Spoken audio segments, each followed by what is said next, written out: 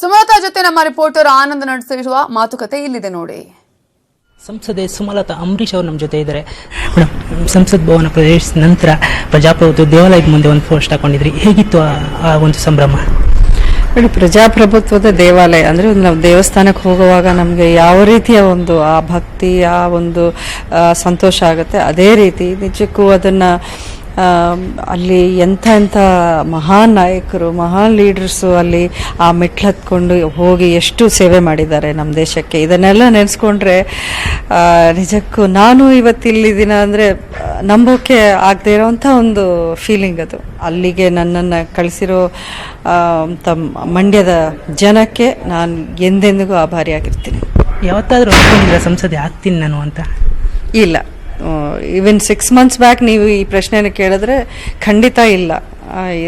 ಈ ಥರ ಒಂದು ಪರಿಸ್ಥಿತಿ ಬರುತ್ತೆ, ಇದೆಲ್ಲ ಜೀವನದಲ್ಲಿ ಇಂಥ ಒಂದು ತಿರುವುಗಳು ಬದಲಾವಣೆಗಳು ಆಗತ್ತೆ ಅಂತ ಯಾರು ಊಹೆ ಮಾಡೋಕ್ಕಾಗಲ್ವಲ್ಲ.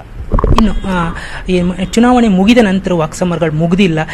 ನಿನ್ನೆ ಕೂಡ ತಮ್ಮಣ್ಣವರು ಮಾತಾಡ್ತಾ ಎಲ್ಲ ಒಂದು ಕಡೆ ಸುಮಲತಾ ಅವ್ರಿಗೆ ಓಟ್ ಹಾಕಿದ್ರೆ ನನ್ನ ಹತ್ರ ನೀವು ಸಮಸ್ಯೆಗಳನ್ನ ಹೇಳ್ಕೊಡ್ತಾರೆ, ಸುಮಲತಾ ಅವ್ರ ಹತ್ರನೇ ಆ ರೀತಿ ಅನ್ನೋ ಒಂದು ರೀತಿ ಮಾತಾಡಿದ್ರೆ ಎಷ್ಟು ಮಟ್ಟಿಗೆ ಸರಿ ಅದು?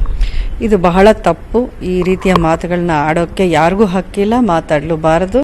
ಅದು ಶಾಸಕರು, ಸಚಿವ ಸ್ಥಾನದಲ್ಲಿದ್ದು ಹಿರಿಯ ಲೀಡರ್ ಆಗಿರೋವಂಥ ತಮ್ಮಣ್ಣ ಅವರು ಈ ರೀತಿಯ ಮಾತುಗಳನ್ನ ಆಡಿದ್ರೆ ತುಂಬ ಬೇಜಾರಾಗುತ್ತೆ, ತುಂಬ ನೋವಾಗುತ್ತೆ. ಈಗ ಜನ ಏನು ತಪ್ಪು ಮಾಡಿದ್ದಾರೆ?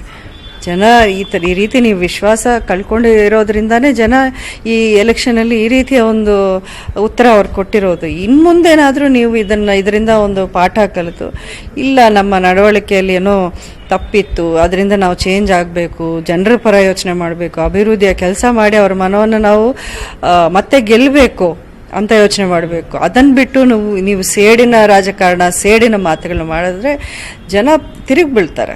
ಆವಾಗ ನಿಮ್ಗೆ ಬೇರೆ ದಾರಿನೇ ಇರಲ್ಲ. ಆ ರೀತಿ ಅವ್ರಿಗೆ ಒಂದು ಫೀಲಿಂಗ್ ಇದ್ದರೆ ರಾಜೀನಾಮೆ ಕೊಡಬೇಕು. ಅವರು ರಾಜೀನಾಮೆ ಕೊಡದೆ ಈ ರೀತಿಯ ಮಾತುಗಳನ್ನ ಆಡೋದು ಸರಿಯಲ್ಲ. ಎಲ್ಲೋ ಒಂದು ಕಡೆ ನಿಮ್ಮ ಪ್ರತಿಸ್ಪರ್ಧಿ ನಿಖಿಲ್ ಅವರು ಚುನಾವಣೆ ಸಮಯದಲ್ಲಿ ಕೂಡ ಎಲ್ಲೋ ಯಾವುದೇ ರೀತಿಯ ಮಾತುಗಳಿಗೆ ಇಳಿದಿರಲಿಲ್ಲ. ಈಗಲೂ ಕೂಡ ನಿಮಗೆ ಕಂಗ್ರಾಟ್ಸ್ ಹೇಳಿದ್ರು. ನಿಮ್ಮ ಮಗನ ಸಿನಿಮಾಗೂ ಕೂಡ ಒಂದು ರೀತಿ ಏನು ಬೆಂಬಲವಾಗಿ ನಿಂತರು. ಸೊ ಅದ್ರ ಬಗ್ಗೆ ಪೋಸ್ಟ್ ಮಾಡಿದ್ರು. ಅಲ್ಲ, ಅದೆಲ್ಲ ನಾನು ಸ್ವಾಗತ ಮಾಡ್ತೀನಿ. ಆ ರೀತಿಯೇ ಇರಬೇಕು. ಚುನಾವಣೆಯಲ್ಲೂ ಇದೇ ರೀತಿ ಎಲ್ಲರೂ ನಡ್ಕೊಂಡಿದ್ರೆ ತುಂಬ ಚೆನ್ನಾಗಿರ್ತಿತ್ತು. ಜನ ಈ ರೀತಿಯ ಒಂದು ನೆಗೆಟಿವ್ ಕ್ಯಾಂಪೇನಿಂಗ್ ನೋಡೋ ಒಂದು ಅಗತ್ಯ ಇರ್ತಾ ಇರಲಿಲ್ಲ. ಬಟ್ ಈಗಲಾದರೂ ಅಟ್ಲೀಸ್ಟ್ ಅವರ ಇನಿಷಿಯೇಟಿವ್ ತಗೊಂಡು ಮಾಡಿರೋದು ಸಂತೋಷ. But at the same time ಈ ಥರ ಒಂದು ಮಾತುಗಳು ಅವರ ಲೀಡರ್ಸು, ಅವರ ಕ್ಯಾಬಿನೆಟಲ್ಲಿರೋ ಮಿನಿಸ್ಟರ್ಸ್ ಆಗಲಿ ಕೊಡೋಕ್ಕೆ ಇವರು ಬಿಡಬಾರ್ದು. he should definitely look into this and take action, because candidate ಆಗಿ ಅವರೇ ನಿಂತಿರೋದ್ರಿಂದ ಅವ್ರಿಗೂ ವೋಟ್ ಹಾಕಿದ್ದಾರೆ ಜನ. ಏನು 0 vote ಏನು ಬರಲಿಲ್ವಲ್ಲ, ಅವ್ರಿಗೂ ಒಂದಷ್ಟು ಲಕ್ಷ ವೋಟ್ ಬಂದಿದೆ. ಸೊ ಹಾಗಾಗಿ ಹಿ ಈಸ್ ಆಲ್ಸೋ ರೆಸ್ಪಾನ್ಸಿಬಲ್. ನನಗೆ ಜವಾಬ್ದಾರಿ ಇಲ್ಲ ಅಂತ ಹೇಳೋಕ್ಕೆ ಇಲ್ಲ ಅಲ್ಲಿ. ಸೊ ಈ ರೀತಿ ಒಂದು ಸ್ಟೇಟ್ಮೆಂಟ್ಗಳನ್ನ ಖಂಡಿತ ಅವರು ಸೀರಿಯಸ್ ಆಗಿ ತಗೊಂಡು ಅದನ್ನು ಸರಿಪಡಿಸುವಂಥ ಒಂದು ಕೆಲಸ ಅವ್ರು ಮಾಡಬೇಕು. ಇನ್ನೊಂದು ಕಡೆ ದರ್ಶನ್ ಅವ್ರ ಮನೆ ಮುಂದೆ 3 ದಿನ ಆಗಿದೆ ಮರ ಬಿದ್ದು, ಆದರೆ ಇನ್ನು BBMP ಅಧಿಕಾರಿಗಳು ಅದ್ರ ಕಡೆ ಗಮನ ವಹಿಸಿಲ್ಲ. ಸೊ ಎಲ್ಲ ಒಂದು ಕಡೆ ಇದರಲ್ಲೂ ರಾಜಕೀಯ ಸುಳಿದಿದೆ ಅಂತ ಅನಿಸ್ತಾ ಇದೆ.